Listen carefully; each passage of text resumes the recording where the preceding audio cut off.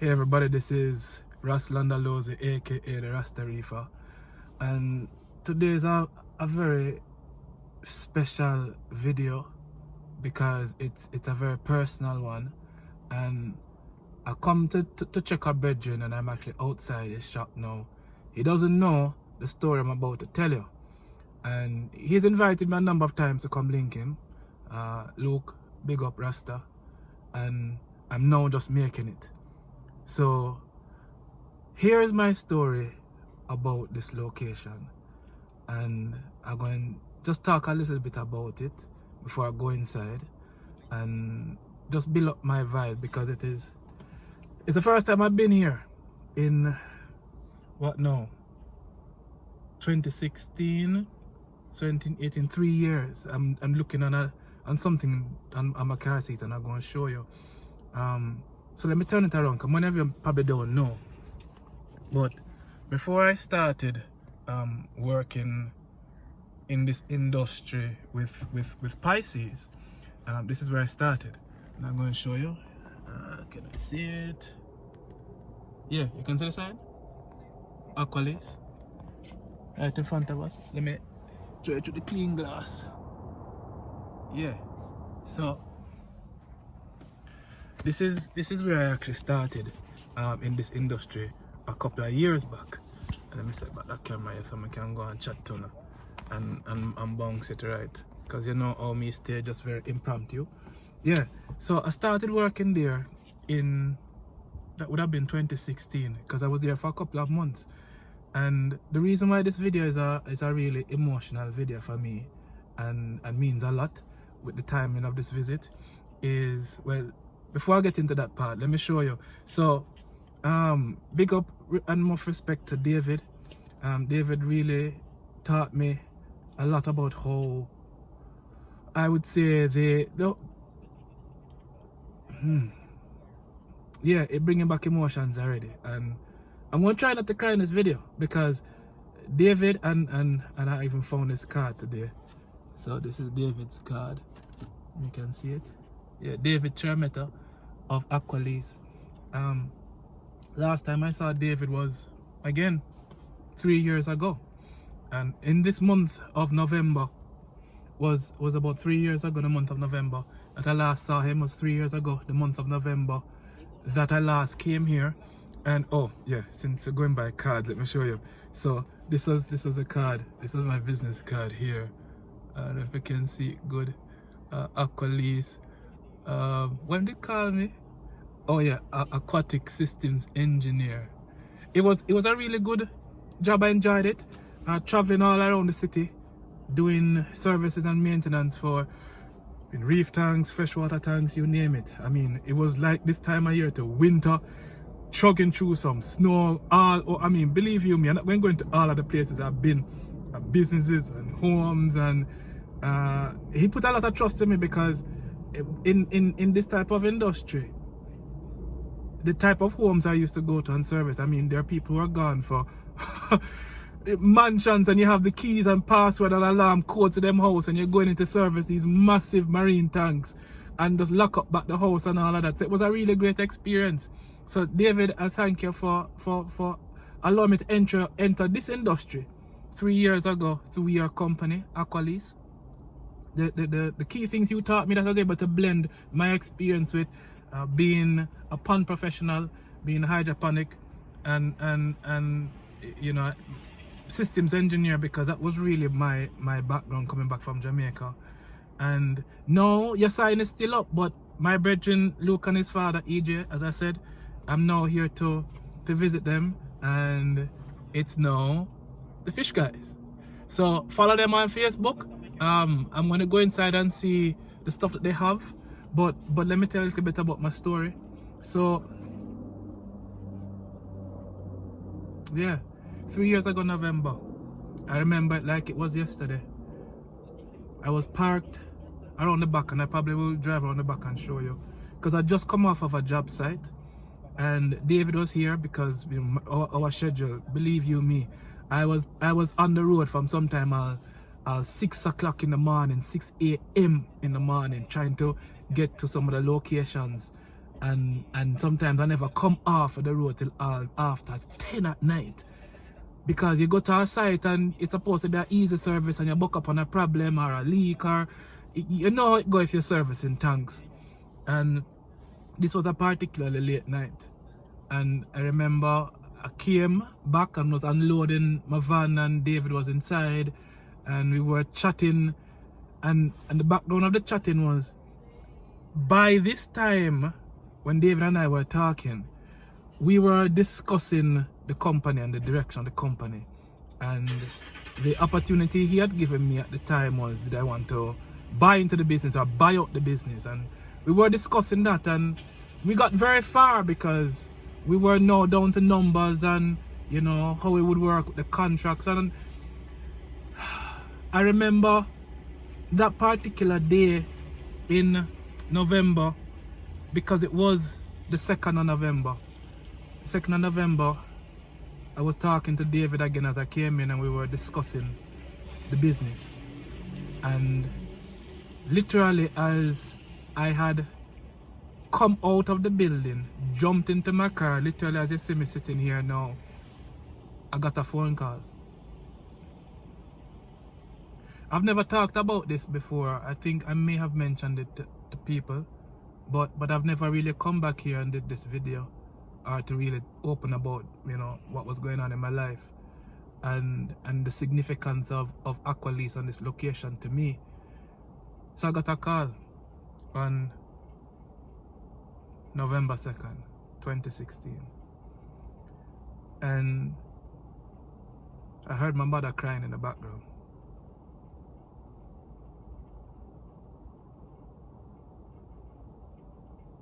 She couldn't really talk much.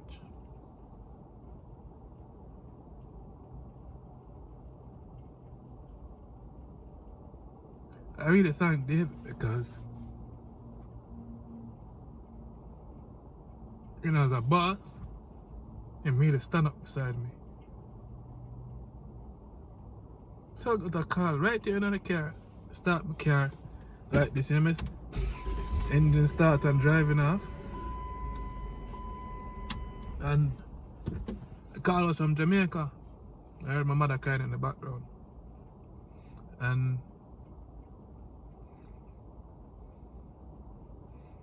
the pastor took over the phone. And all I could hear mommy saying is, I can't believe he's gone, I can't believe he's gone. Yeah. My father just passed. And mommy was at the hospital.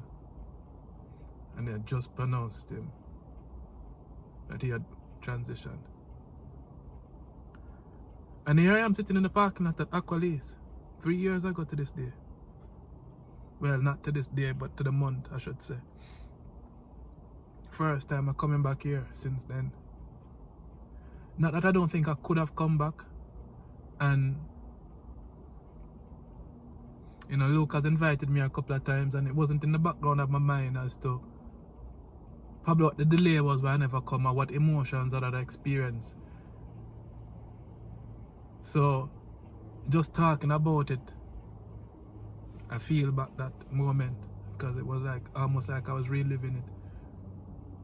And I had to turn off my car. And I couldn't believe it because I had just talked to Daddy. I mean, when I say I just talked to Daddy, it was, if not the morning, the night. And strangely enough, we were talking about the business. Come talk to my parents about everything, you know. And all my movements I do, I talk to them. And I'm blessed like that to have parents that have all the type of experience and involved in the things that I do. Daddy and I were just talking about the business. So when Pastor said to me, Daddy is no longer here, I said to him, which Daddy? I was a bit confused because I hear my mother bawling in the background on the phone and the mind is clicking, but it don't want to make the connection what the man is saying to me. And then when it finally licked me, it never just licked me as Daddy just gone. Here's what also licked me. Oh, okay, son. You have to go call everybody and tell them because nobody in the family don't know. So she was at the hospital and she was in no state of mind to make no calls. I'm going to jump forward because we did a tribute to my dad. But before I jump into the tribute, again I want to thank David for his understanding and support, because I went right back into the office and I'm going to walk through the door, sat down right at the entrance, literally dropped on the floor and was just bawling. The man go inside and he make a cup of coffee and him come and sit down with me and just allowed me as a man to just cry, because I knew my time was running out. What did that mean? I have to call other people, so I didn't have a lot of time to grieve myself. And we sat and he comforted me with his words as much as he could. And he sat right there as I pick up the phone and I call my sister. You never hear no crying in my voice. It's only Jah give me the strength. She never hear no wavering. You know, the hardest part about that moment was, I couldn't even tell her. You know I couldn't tell her? When I called her, she answered on the Bluetooth speaker on her car. She was driving on the highway and she was 2 hours or so away from her yard. Virgin, if I had to tell her, she would never make it off of the highway. She'd probably just crash right there and dead. So I had to hold it and wait till she reach home. You don't know. So David asked me, of course, take your time, let me know when you can come back. And me, like a brave man, say, yo, because I love the job, you know. I love my work. You see, if you see me doing things like this, it's because I love it. Nobody can pay me enough to do these things if you know where I come from. I work because of passion. And I had a particular client that I was so in love with. They had a massive aquarium, and every time I go there, they make a nice little cup of tea for me, and we sit and we chat and I service them tank. And their service date was tomorrow, the next day. And I believe that was going to be a Friday. And I was going to fly out from Canada the next, probably like the Sunday and the Monday, and go back to Jamaica. And I said to David, I said, no, I feel I'm good enough. I'm going to go and service this one client tomorrow morning. He said, sure?